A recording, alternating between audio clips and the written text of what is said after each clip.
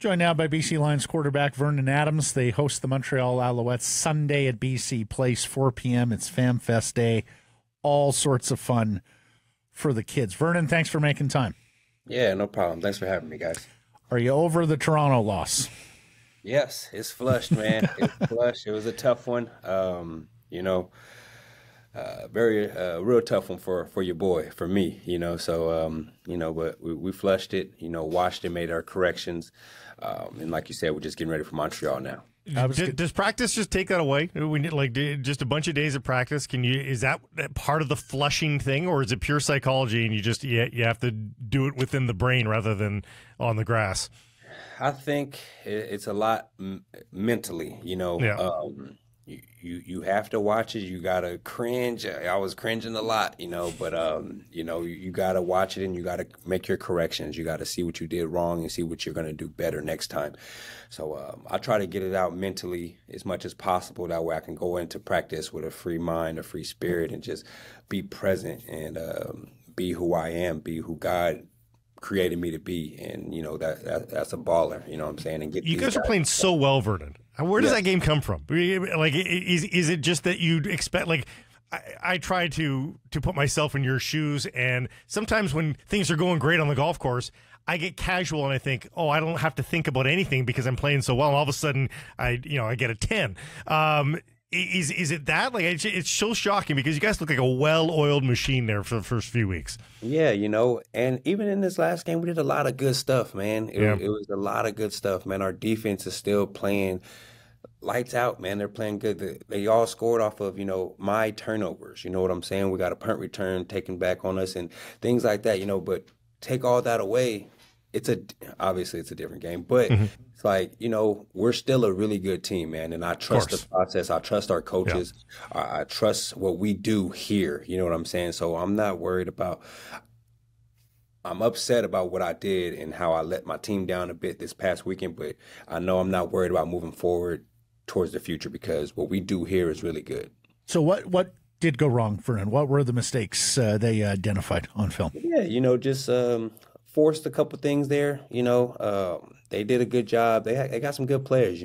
Corey Mace, D coordinator over there, brought his Calgary system over there, and everybody knows that Calgary system works when everybody's doing the right thing. And I just got to get down to my check down sometimes. Sometimes you don't have to force those big ones all the time. And even though sometimes these guys, they make those big plays for me, there's guys underneath who are open and who will get the first down and we'll live to fight another down. Those big plays will come. You know what I'm saying? So I just got to be patient and just play my game, man. Don't get out of character and force things. One of the things that Blake and I have marveled at is that every week, my man, you've got a different collection of receivers there because somebody's missing the game with a knock or a nick, and yet the beat goes on. I mean, Hatcher comes off the 6th game and balls like that.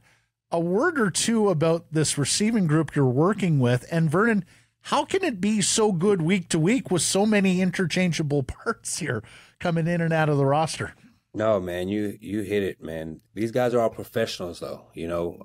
They're not here for no reason. You know what I'm saying? They stay locked in, even if they're not getting many reps in practice. They have scripts on the sideline. They're going through their scripts. They're getting mental reps. Like if I was there, this is what I would do. And then next thing you know, boom, they are up. You know what I'm saying? So all these guys are great players, great human beings. They all work hard, man, and they all deserve what they're getting. You know what I'm saying? The Aidens, the Hatch, D Rhymes, Luck, all these guys, they're all professionals. So Justin McInnes, you know what I'm saying, Alexander Hollins, Katoy, all these guys, man, they're not selfish or anything. So they just want everybody around them to succeed. And when you got a team like that, that's how we can spread the ball around and have some fun and do good things. Yeah, and the Canadians in particular. I love the way Katoy's moving some piles for you, catching the ball in traffic and then looking to run guys over and get to the sticks. And boy, McInnes has such great length. He could be quite a weapon in the red zone going up against smaller DBs. No, definitely, man. And we've seen that in these first few weeks. He had a great training camp. He showed us that in training camp, and that's what, got him in there to get this opportunity. So it's great. It's going to be great for us moving forward. And it just ups the competition, you know what I'm saying? When you have really good guys right behind you pushing you, then that makes the guys in front of you, they're going to push even more, you know? So, yeah, it's great. We should mention Rhyme still leads the league in touchdown passes, and Holland still leads the league in receptions after week 4.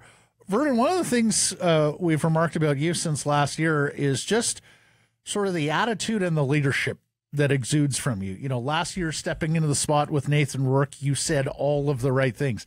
This week, coming off a difficult music, yeah. you said all of the right things. It's an interesting position because intrinsically you've got to be a leader, whether your personality suits it or not. Yes, where is all your leadership come from, and how much time did it take you to grow into a starting quarterback with all of the responsibilities that entails?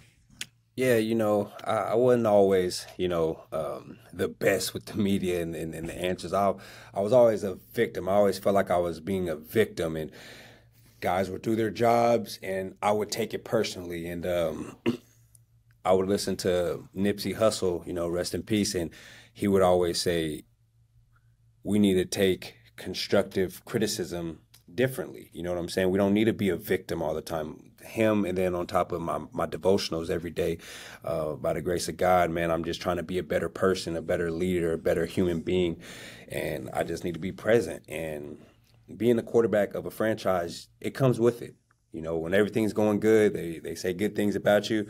When it's not going good, it's going to be about you as well. You know what I'm saying? So you just have to, you got to come with it, and you got to be a pro. And I'm working on it every single day. I'm not the best at it. Still working on it every day. I'll say this, my man, and Blake and I have talked about it over the years with many quarterbacks. You know, the tough part is when things go well, you've got to deflect right and praise others, and when things go poorly, you never get the basket flow on yourself. That is the nature. I mean, you've been a starting guy where you were, you know, the expected starter the next week in your career already. But does it feel, and not that you're resting on laurels here at all, but does it feel like this is the most ownership you've had over a team in your career? Like, you know, the last year was a weird year. Nathan's not around, and you've got guys behind you, obviously, in support should there become a need. But it just feels like you might be more ingrained with this team than you've ever been in the CFL before. Is that fair? I think that's fair to say. You know, Montreal, we had a quarterback carousel going on over there, crazy things like you said. When I got here last year, I still felt like this was Nathan's team, so I didn't really say much. You know, I just wanted to lead by example and just still be there for him and make sure he was okay. But this year, you know, doing things on the off season with the receivers and coming up here a few times during the off season, training with the guys in the facility, doing a full training camp. You know, the guys voted me a team captain, which I'm very honored of. And, you know, I do feel more comfortable and just better as a leader, you know, moving forward and being able to speak up and just lead by example as well. Did you expect this battle when you left college? Do you think you know, fine college career? Did you think it was going to be a little bit easier to be a pro, that you just walk onto a team, or did you foresee clawing and scratching to get to this point? No, absolutely, man. You know, coming out of Eastern Washington, then Oregon, you know, my mindset was, okay, I'm going to go to the CFL. It's kind of like I'm going to Eastern Washington, and then I'm going to try to go back to the NFL. You know, that's young Americans, you know, ideal thoughts, you know, and so but then you get humbled real quick, man. This game is very different. It's fast. It's more players, field, 3 downs, just things you have to get used to as a quarterback that you're not used to being an American quarterback. So, but I love this game, man. I've learned to love it, and I've learned to respect it, you know, and that's the biggest thing. You gotta put in the work, you gotta respect it, and just keep trying to get better every single day. Oh, if I had a nickel for every American player who's going to come up here and dominate, right, Vernon? Yes. You'll be a rich man. Oh, absolutely. Yeah. And I love the story we got in week 1 that, you know, there were 3 straight training camp reps, and they might have been the first 3 where you were on point, hit the receiver in flight, and the guys in the huddle were sort of shaking their heads like, yeah, that's our quarterback. That's our guy. What are you up against Sunday against the Alouettes, and is it personal for you, given your time in Montreal? You know, I try not to look all into that. You know, I know they have a great D coordinator in Noel Thorpe. You know, he brings some pressure, he plays some man. You know, he does a little bit of everything. You know what I'm saying? And they got a good defense over there. doing some good things as well as our defense. So I know it's going to be a battle, but we're in front of the home crowd, man.